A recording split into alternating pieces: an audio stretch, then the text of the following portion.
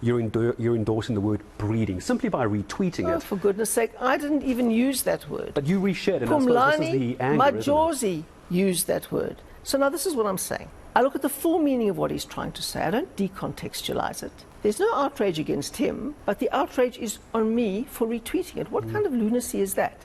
Now that is racism, because when a black man says something, it's fine. When a white woman retweets it, that's a moment where the outrage archaeologists can dig in and say, okay, now we've got something to be outraged about. Now we have something so we can feel victimized and oppressed by. That Zille has retweeted a full contextual version of what Phumlani Majosi said. This is the madness. Talk about social media on the other hand. I mean, you are quite the controversial figure on social media. A lot of times what you tweet goes viral, or it causes quite a stir. It's retweeted, you're challenged on it, you're accused of this and that. You know, you're told to retract. You are then, there are calls to boycott you all the time. And it reminds me of a recent tweet, rather a retweet of a post which you retweeted from Phumlani and Majosi. This also got some, people commenting about, and I'm quoting here, Phumlani Majosi, which you retweeted: breeding children out of wedlock and then sending them to be raised by gogos is disgraceful. This is one of, I'm sure, many that in your experience, have gone viral. What's your relationship with social media and your interaction outside of traditional media in terms of how you are perceived, how you're engaged on, how you're vilified, how you are told to backtrack, how you're called a racist numerous times based on what you share and express on social media? Well, there's nothing racist about saying that having a baby at 12 and 13 and 14 and sending it back to Gogo to be raised is something that we should not accept as normal in a society. And it's become totally normal. When I was the Premier in the Western Cape, we had girls as young as 10, and the youngest was 9 getting pregnant. This idea that multiple intergenerational sexual partners is absolutely fine is not fine in our society. Because what it does is it locks people into poverty. I'm not speaking from some kind of high moral standpoint, but I can tell you that if you are 14 or 15, let alone 12 or 13, and have a child out of wedlock that the father will never bother about and never support, and you are unlikely to finish your education, and you will be locked into poverty for the rest of your life with a child that you can't support, and you'll probably have several more children and be dependent your whole life long. That's the disgrace. I am going to war against older men who make young girls pregnant. That is statutory rape, and far more should be charged with statutory rape. Our problem is to beat poverty in South Africa. And one of the great drivers of poverty is teenage pregnancies. And one of the great drivers of dysfunctionality is children growing up in homes where there are no role models, or very few, where a granny is raising a whole lot of children way past her energy levels for doing so, where fathers are itinerant if they rock up at best. Now obviously you can't say that that is in the whole of society. There are some brilliant fathers. But to have as a general rule the family unit being a single parent with a father absent is a terrible pattern to build a society on, and one that entrenches poverty permanently. Maybe this is the issue, isn't it, Helen? That you've explained it quite well now on this particular platform, but by resharing that, I mean, this retweeting of social media, it's messy, isn't it? It's subtweeting and retweeting. You can talk to the social media gurus and they always have an opinion about this. Instead of explaining it like that, what it came across is that you're endorsing the word breeding simply by retweeting it. Oh, for goodness sake, I didn't even use that word. But you reshared it, and I suppose this is the anger, Majosi used that word. So now this is what I'm saying. You've got a lot of people who are professional, what can I call them? Outrage archaeologists. That's a term I've heard used. They go digging around in social media until they find something that they can be outraged about, which may be a black man using the word breeding, and I look at the full meaning. I don't look at pulling it out of context and getting hysterical and trying to manufacture outrage.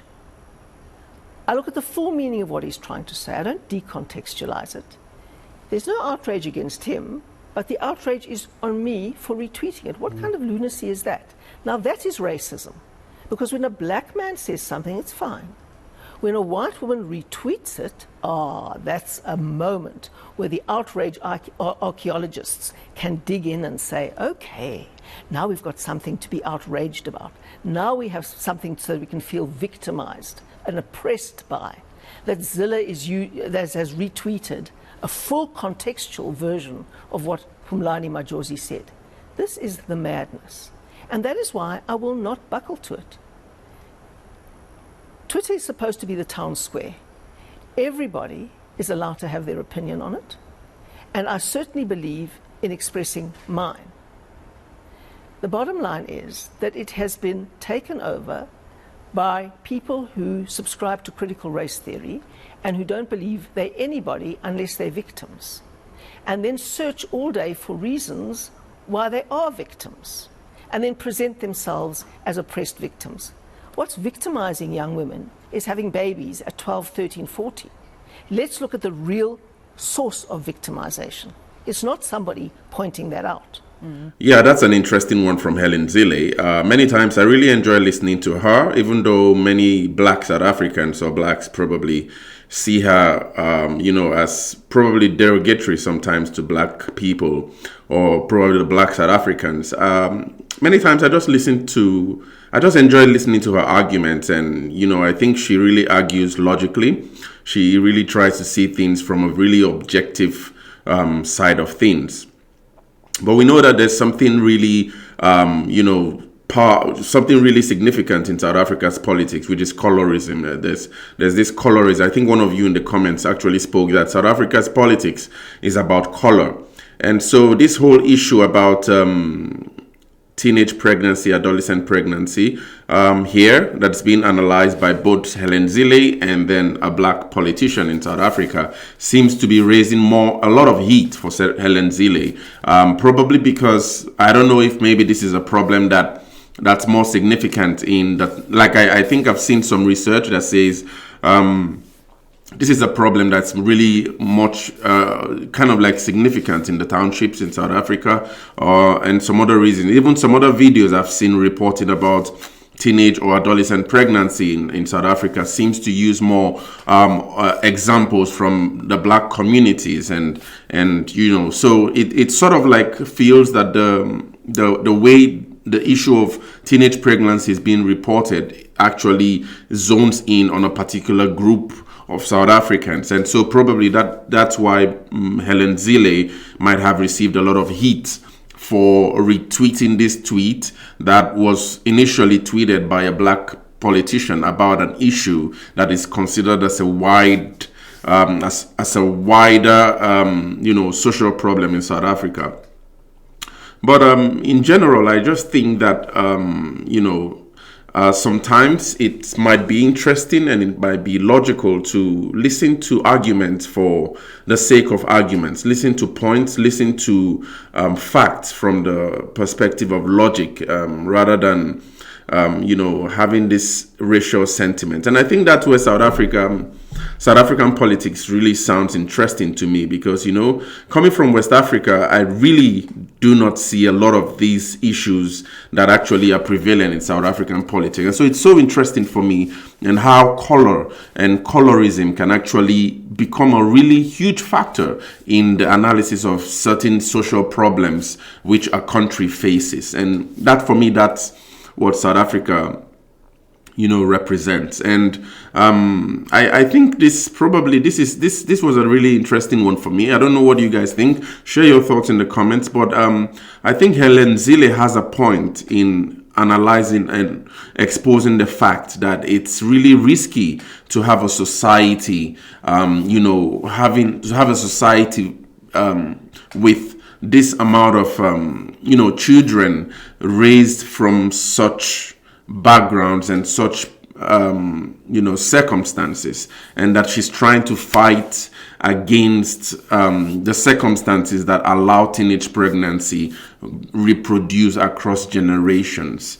I think that's a really powerful social problem to tackle. And but this whole thing about colorism having a touch on that and who should be tackling that issue. So in other words, colorism, sort of like in my understanding, places power or some responsibility on certain individuals who should be tackling certain issues, and certain issues shouldn't be tackled or some, like that by some other individuals. And that's the power of color. And that's why I think color is really a dangerous thing in the analysis of social problems. But what do you guys think about this? Share your thoughts. I really want to hear your thoughts in the comments. Thank you for watching, guys. I really hope you enjoyed this video. Please share and like and subscribe, because that's the way you support Kwazemi as a channel, an Afrocentric channel, where we try to understand deeper issues in African history and hopefully develop a collective intelligence on how we wish to build the Africa we want to see as people of Africa. See you in the next one.